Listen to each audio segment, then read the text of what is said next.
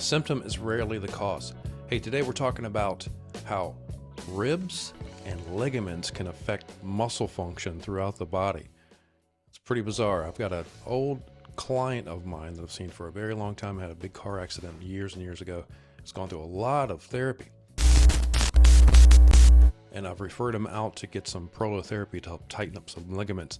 In this video, we're going to see how through some simple muscle testing, I'm not even pushing on anything, he can even move the legs without some help with counter-straining the ligament. Let's take a look. All right, Stephen, pick up your right leg. Pick up your left leg. Okay, so we're looking at like first, second rib, third rib, fourth rib. And a little bit of push on that, probably counter-straining on that same vertebrae, like T4. Pick up your right leg. Pick up your left leg. Just take my hand off. Pick up your right leg. Pick up your left leg. T4. And if you haven't already, go ahead and hit that like button. Subscribe to the channel. Feel free to share the video. This is all for educational purposes and better human performance. Do that. Can you pick this one up? Nope. How about that one? Nope.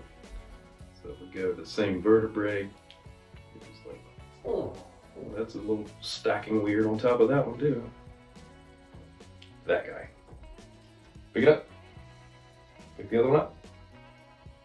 Yep. We just give a little rotation. Try it now.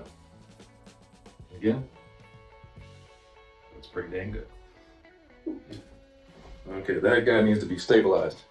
Now you can see if we just push on the rib, or in the other part of the video, we're pushing on the facet joint around the rib where the vertebrae actually comes together. Something's happening here. Either we're counter-straining a ligament, or we're helping the spinal cord get some more movement in that area, or we're hitting on some acupuncture points that could be affecting different circuitry as well. That's what we really love to look at in kinesiology. It helps us be good diagnosticians. So if we're looking at that, let's look at some of these diagrams. See different reflexes throughout the system depending on where the issue lies. Right around that T4, T5 area, he kept having a hypermobility where that vertebrae kept slipping out to one side.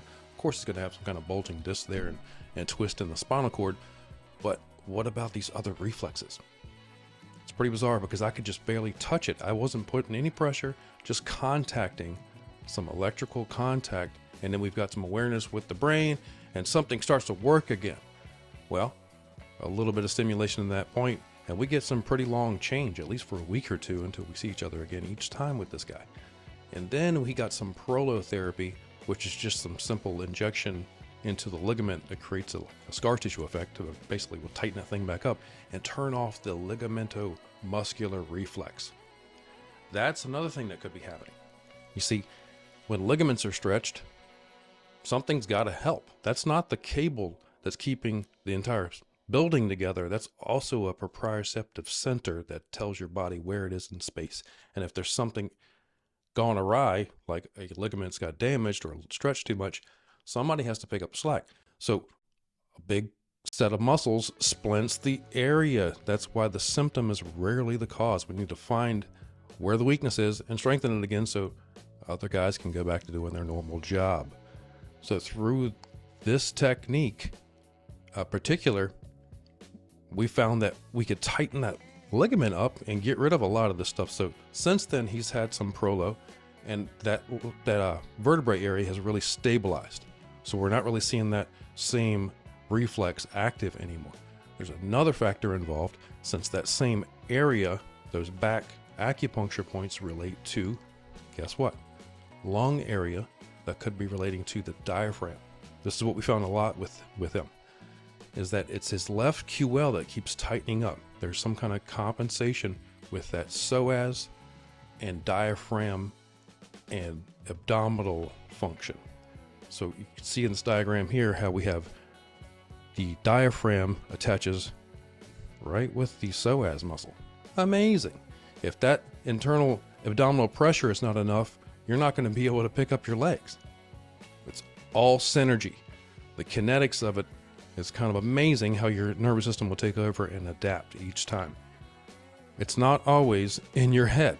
Many times the structural thing is an issue, and we have to pay attention to the structure of the body and address the cables every once in a while too.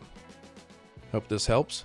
Leave a comment down below if you've experienced anything like that in your own practice or in your own life. Like to see you in a workshop soon. Self-care is a real thing. See you next time.